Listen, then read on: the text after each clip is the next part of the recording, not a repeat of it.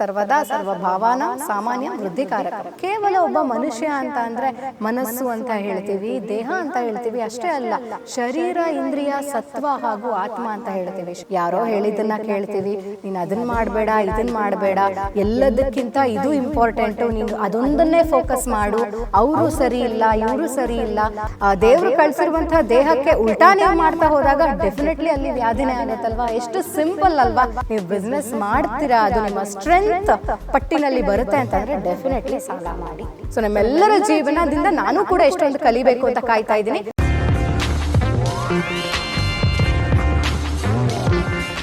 Hi, hello, ನಮಸ್ಕಾರ, welcome to doctor Lakshmi's life clinic. ಹೇಗಿದ್ದೀರಾ ಎಲ್ಲ? ಸೊ ಮತ್ತೆ ಇವತ್ತು ಲೈಫ್ ಕ್ಲಿನಿಕ್ ಓಪನ್ ಆಗಿದೆ, ಎಲ್ಲ ನಗ್ನಗ್ತಾ ಇದ್ದೀರಾ ಅಲ್ವಾ? ಎಲ್ಲರೂ ಹೇಳ್ತಾ ಇರ್ತೀವಿ, ನನಗೆ ಆ ಕಾಯಿಲೆ ಇದೆ, ಈ ಕಾಯಿಲೆ ಇದೆ, ಆಮೇಲೆ ಡಯಾಬಿಟಿಸ್ ಇದೆ, ಬೇರೆ ಬೇರೆ ಕಾಯಿಲೆಗಳು ಸುಮಾರಿದೆ, ಬಿ ಪಿ ಇದೆ, ಶುಗರ್ ಇದೆ, ಹೀಗೆಲ್ಲ ಮಾತಾಡ್ತಿರುವಾಗ ಯೋಚನೆ ಮಾಡ್ತಾ ಹೀಗೆ ಆಯುರ್ವೇದದೆಲ್ಲ ಏನೇನು ಓದಿದ್ದೀನಿ, ಏನೇನೆಲ್ಲ ಕಲ್ತಿದ್ದೀನಿ ಅಂತ ಒಂದು ನೋಡ್ತಾ ಹೋದಾಗ ಕೇವಲ ಒಬ್ಬ ಮನುಷ್ಯ ಅಂತ ಅಂದರೆ ಮನಸ್ಸು ಅಂತ ಹೇಳ್ತೀವಿ, ದೇಹ ಅಂತ ಹೇಳ್ತೀವಿ ಅಷ್ಟೇ ಅಲ್ಲ, ಶರೀರ, ಇಂದ್ರಿಯ, ಸತ್ವ ಹಾಗೂ ಆತ್ಮ ಅಂತ ಹೇಳ್ತೀವಿ. ಶರೀರ ಅಂತ ಅಂದರೆ ಬಾಡಿ, ಸತ್ವ ಅಂತ ಅಂದರೆ ಮನಸ್ಸು, ಇಂದ್ರಿಯ ಅಂತ ಅಂದರೆ ನಮ್ಮ ಸೆನ್ಸಸ್ ಹಾಗೂ ಆತ್ಮ, ಸೋಲ್, ಇವೆಲ್ಲವೂ ಕೂಡಿ ಆಗಿರುವಂಥದ್ದು ನಾವು. ಸೊ ಎಲ್ಲ ಇರುವಾಗ ವ್ಯಾಧಿ ಆಶ್ರಯ ಏನು? ಇವಾಗ ರೋಗಗಳು ಅಂತ ಅಂದರೆ ಆಶ್ರಯ ಏನು? ಸರ್ವ ವ್ಯಾಧಿನಾಂ ಆಶ್ರಯಂ ಶರೀರಂ ಹಾಗೂ ಸತ್ವ ಅಂತ ಹೇಳ್ತಾರೆ.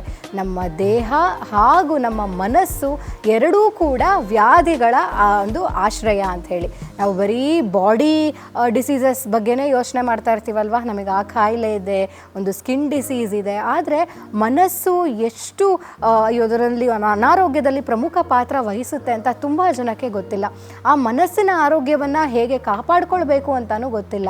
ಸೊ ವ್ಯಾಧಿ ಹೇಗೆ ಬರುತ್ತೆ ಅನ್ನೋದಕ್ಕೂ ಕೂಡ ಒಂದು ರೆಫರೆನ್ಸ್ ಮುಖಾಂತರ ಹೇಳ್ತೀನಿ. ನಾನು ಪ್ರತಿಯೊಂದನ್ನು ಕೂಡ ನಾನು ಯಾಕೆ ಶ್ಲೋಕದ ಸಮೇತ ಹೇಳ್ತಾ ಇದ್ದೀನಿ ಅಂತ ಅಂದರೆ, ಎಷ್ಟು ಇಂಚಿಂಚು ಕೂಡ ವರ್ಣಿಸಿದ್ದಾರೆ ನಮ್ಮ ಋಷಿ ಮುನಿಗಳು. ನಮ್ಮ ಭಾರತ ಪರಂಪರೆ ಅನ್ನೋಂಥದ್ದು, ಭಾರತ ಸಂಸ್ಕೃತಿ ಅನ್ನೋಂಥದ್ದು ಎಷ್ಟು ಎಷ್ಟು ಕೂಲಂಕುಷವಾಗಿ ಪ್ರತಿಯೊಂದನ್ನು ಬರೆದಿದ್ದಾರೆ ಅಂತ ಅಂದರೆ, ನಾವು ಮಾಡೋ ತಪ್ಪೇನು ಅಂತಂದರೆ, ಅವ್ರು ಮಾಡಿಬಿಟ್ಟಿದ್ದಾರೆ ಆ ಕಾಲಕ್ಕೆ, ಈ ಕಾಲಕ್ಕೆ ಇವೆಲ್ಲ ಅನ್ವಯ ಆಗಲ್ಲ ಅಂತ ನಾವು ಅಂದ್ಕೊಳ್ತೀವಿ. ಆದರೆ ಪ್ರತಿಯೊಂದನ್ನು ಕೂಡ ನಾವು ಈಗಿನ ಕಾಲಮಾನದಲ್ಲಿ ಅದನ್ನು ಇಂಪ್ಲಿಮೆಂಟ್ ಮಾಡಿಕೊಂಡು ನೋಡಿದಾಗ ಎಷ್ಟು ಆಶ್ಚರ್ಯ ಅನಿಸುತ್ತೆ, ಎಷ್ಟು ಸೊಲ್ಯೂಷನ್ಸ್ ನಮಗೆ ಸಿಗುತ್ತೆ ಅಂತ ಅಂದರೆ, ಅದನ್ನು ಮಾಡುವಂಥ ಪ್ರಯತ್ನ ಯಾರೂ ಮಾಡ್ತಾ ಇಲ್ಲ ದುರಾದೃಷ್ಟವಶಾತ್. ಆದರೆ ನಿಮ್ಮೆಲ್ಲರಿಗೋಸ್ಕರ ನನಗೆ ತುಂಬ ವರ್ಷಗಳಿಂದ ಇದನ್ನು ನಾನು ಮಾಡ್ಕೊಂಡು ಬಂದಿರೋದ್ರಿಂದ ಅದನ್ನು ನಿಮ್ಮ ಹತ್ರ ಹೇಳುವಂಥ ಪ್ಲ್ಯಾಟ್ಫಾರ್ಮ್ ಇವಾಗ ಸಿಕ್ಕಿರೋದು ನನಗೆ ಅದೃಷ್ಟ ಅಂದರೆ ಖಂಡಿತವಾಗ್ಲೂ ತಪ್ಪಾಗಲಾರ್ದು. ಸೊ ವ್ಯಾಧಿಗಳು ಹೇಗಾಗುತ್ತೆ, ಹೇಗೆ ಕಾಯಿಲೆಗಳು ಬರುತ್ತೆ ಅನ್ನೋದಕ್ಕೆ ಒಂದು ಸಿಂಪಲ್ ಆಗಿರೋ ಒಂದೇ ಒಂದು ವರ್ಸಲ್ಲಿ ನಮ್ಮ ಚರಕ ಮಹರ್ಷಿಗಳು ಹೇಳ್ತಾರೆ, ಸರ್ವದಾ ಸರ್ವಭಾವಾನಂ ಸಾಮಾನ್ಯಂ ವೃದ್ಧಿಕಾರಕಂ ಹ್ರಾಸಹೇತುರ್ ವಿಶೇಷಸ್ತು ಪೃಥಕ್ತ್ವಕೃತ್ ಅಂತ ಹೇಳ್ತಾನೆ. ಅಂದರೆ ಸರ್ವದಾ ಸರ್ವಭಾವಾನಂ ಸಾಮಾನ್ಯಂ ವೃದ್ಧಿಕಾರಕಂ. ಸೊ ಸಾಮಾನ್ಯ ಅನ್ನೋದು ಬಂದಾಗ ಅಲ್ಲಿ ವೃದ್ಧಿ ಆಗ್ತಾ ಹೋಗುತ್ತೆ. So similarities increase. ಇಲ್ಲಿ ಒಂದು ಬಾಟಲ್ ನೀರಿರುತ್ತೆ, ಅದಕ್ಕೆ ಇನ್ನೊಂದು ಬಾಟಲ್ ನೀರನ್ನು ಹಾಕಿ ಅಲ್ಲಿ ವೃದ್ಧಿ ಆಗುತ್ತೆ. ಅದೇ ಹ್ರಾಸಹೇತುರ್ ವಿಶೇಷಶ್ಚ, ಹ್ರಾಸ ಆಗ್ತಾ ಹೋಗುತ್ತೆ, ಕಡಿಮೆ ಆಗ್ತಾ ಹೋಗುತ್ತೆ ಅಲ್ಲಿಗೆ, ಅಂದರೆ ವ್ಯಾಧಿ ಬರ್ತಾ ಹೋಗುತ್ತೆ. ಯಾವಾಗ ಒಂದು ವಿಶೇಷನ ನೀನು ಅಲ್ಲಿಗೆ ತೋರಿಸಿದಾಗ, ಅಂದರೆ ಅಸಾಮಾನ್ಯದನ್ನು ನೀವು ಅಲ್ಲಿ ತುಂಬ್ತಾ ಹೋದಾಗ. ಇವಾಗ ನಮ್ಮ ಬಾಡಿನಲ್ಲಿ ಏನಿದೆ, ಪಂಚಮಹಾಭೂತಗಳು ಅಂತ ಹೇಳ್ತೀವಿ. ನಮ್ಮ ಬಾಡಿ ಪಂಚಮಹಾಭೂತಗಳಿಂದ ಕೂಡಿದೆ. ನಮ್ಮ ಮನಸ್ಸು ಇದೆ, ಮನಸ್ಸಿನಲ್ಲಿ ಸಾತ್ವಿಕ ಗುಣವನ್ನು ತುಂಬಿ ದೇವರು ನಮ್ಮನ್ನು ಬಿಟ್ಟಿರ್ತಾನೆ.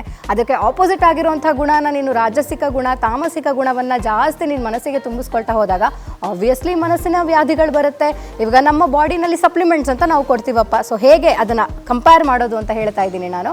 ಸೊ ಸರ್ವದಾ ಸರ್ವಭಾವಾನಂ ಸಾಮಾನ್ಯಂ ವೃದ್ಧಿಕಾರಕಂ ಅಂತ ಏನಕ್ಕೆ ಹೇಳ್ತೀವಿ ಅಂದರೆ, ನಮ್ಮ ಬಾಡಿನಲ್ಲಿ ವಿಟಮಿನ್ ಸಿ ಕಡಿಮೆ ಇದೆ, ಡಾಕ್ಟರ್ ಏನು ಹೇಳ್ತಾರೆ, ವಿಟಮಿನ್ ಸಪ್ಲಿಮೆಂಟ್ಸ್ ಕೊಡ್ತಾರೆ. ಸೊ ಅಲ್ಲಿಗೆ ಏನಾಯಿತು, ನಿಮ್ಮ ಬಾಡಿನಲ್ಲಿ ಏನೋ ಕಡಿಮೆ ಇದೆ, ಅದೇ ಗುಣಗಳನ್ನ ನಿಮ್ಮ ಬಾಡಿಗೆ ತುಂಬಿಸಿ ಅಲ್ಲಿ ವೃದ್ಧಿ ಆಗ್ತಾ ಹೋಗುತ್ತೆ. ಅದೇ ನೀವು ನಿಮ್ಮ ದೇವರು ಕಳಿಸಿರುವಂತಹ ದೇಹಕ್ಕೆ ಉಲ್ಟಾ ನೀವು ಮಾಡ್ತಾ ಹೋದಾಗ ಡೆಫಿನೆಟ್ಲಿ ಅಲ್ಲಿ ವ್ಯಾಧಿನೇ ಆಗುತ್ತಲ್ವಾ. ಎಷ್ಟು ಸಿಂಪಲ್ ಅಲ್ವಾ. ಆ್ಯಂಡ್ ಇದು ನಮ್ಮ ಕೈಲೇ ಇದೆ ಅಂತ ನಿಮಗೆ ಅನ್ಸಲ್ವಾ?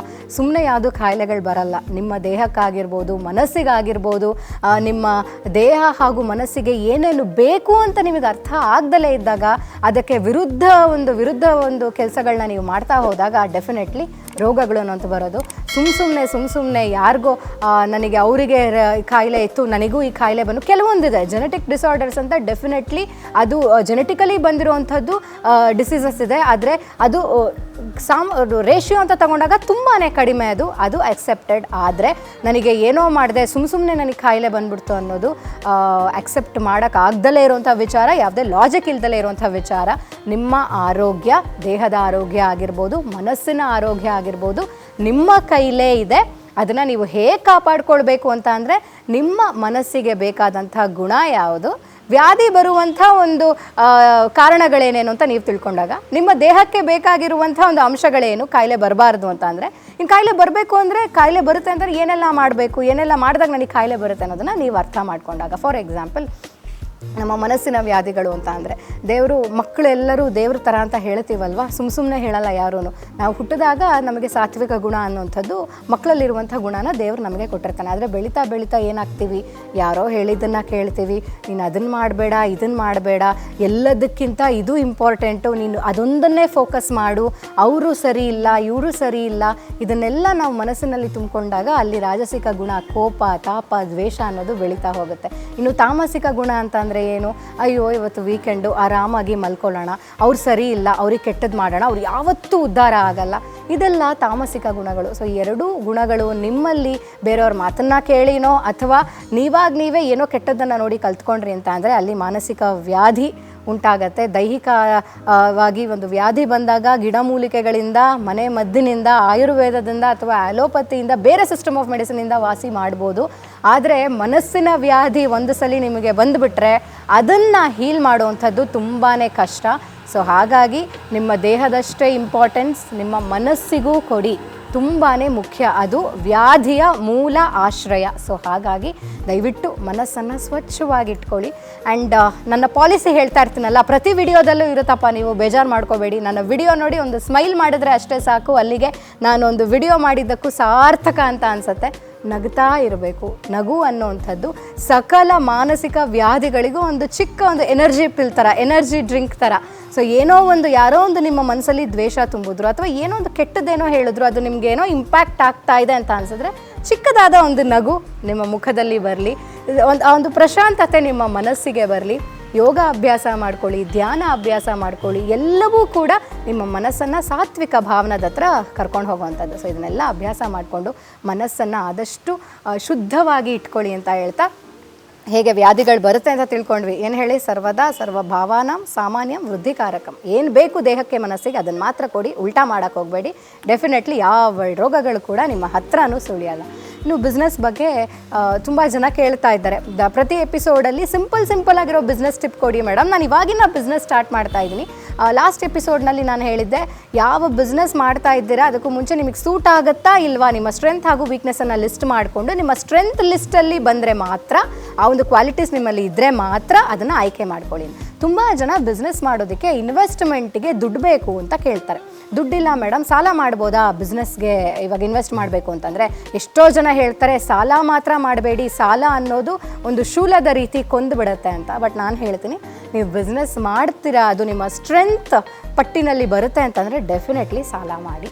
ಸಾಲ ಮಾಡಿದಾಗ ನಾನು ಇನ್ನೂ ಹೆಚ್ಚು ಬಿಸ್ನೆಸ್ ಮಾಡಬೇಕು ಅನ್ನೋ ಒಂದು ಉತ್ಸಾಹ ನಿಮಗೆ ಬರುತ್ತೆ. ಆ್ಯಂಡ್ ನೋಡಿ, ಮಳೆ ಬರ್ತಾ ಇದೆ, ನಿಜ ಅಂತೆ.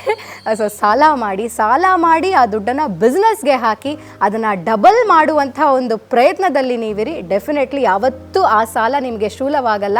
ಅದ್ರ ಬದಲು ಅದೇ ಸಾಲ ನಿಮ್ಮ ಜೀವನದ ಒಂದು ಯಶಸ್ಸಿನ ಕಡೆಗೆ ಕರ್ಕೊಂಡು ಹೋಗುತ್ತೆ. ಇನ್ನು ಮುಂದಕ್ಕೆ ಬಿಸ್ನೆಸ್ ಡೆವಲಪ್ ಆಗುತ್ತೆ, ಮಾಡಬಹುದು, ಪರವಾಗಿಲ್ಲ. So go ahead, but provided ಅದು ನಿಮ್ಮ ಸ್ಟ್ರೆಂತ್ ಲಿಸ್ಟಲ್ಲಿ ಇದ್ದರೆ ಮಾತ್ರ. ಸೊ ಇವರು ಹೇಳೋ ಮಾತನ್ನು ಕೇಳಬೇಡಿ, ನಿಮ್ಮ ಮನಸ್ಸಿನ ಮಾತನ್ನು ಕೇಳಿ ಮನಸ್ಸಿನ ಆರೋಗ್ಯವನ್ನು ಕಾಪಾಡ್ಕೊಳ್ಳಿ ಅಂತ ಹೇಳ್ತಾ ಇವತ್ತಿನ ಎಪಿಸೋಡ್ ಮುಗಿಸ್ತಾ ಇದ್ದೀನಿ. ಸೊ ಸ್ಟೋರೀಸ್ ಆ್ಯಕ್ಚುಲಿ ಬರ್ತಾ ಇದೆ ನನಗೆ, ತುಂಬ ಜನ ಸ್ಟೋರೀಸ್ ಹೇಳ್ತಾ ಇದ್ದೀರಾ. ಬಟ್ ಸುಮಾರು ಜನ ಅರ್ಧ ಕಟ್ ಆಗ್ತಾ ಇದೆ. ದಯವಿಟ್ಟು ಮೇಲ್ ಮಾಡುವಾಗ ಕಂಪ್ಲೀಟ್ ಸ್ಟೋರಿಯನ್ನು, ಇಲ್ಲ ಅಂತಂದರೆ ನಿಮಗೆ ಬರೆಯೋದು ಕಷ್ಟ ಆಗ್ತಾ ಇದೆ ಅಂತ ಅಂದರೆ ತುಂಬ ಜನದ ಬರವಣಿಗೆ ಕಳಿಸ್ತಾ ಇದ್ದೀರಾ, ನನಗೆ ಅರ್ಥ ಆಗ್ತಾ ಇಲ್ಲ ಅದು.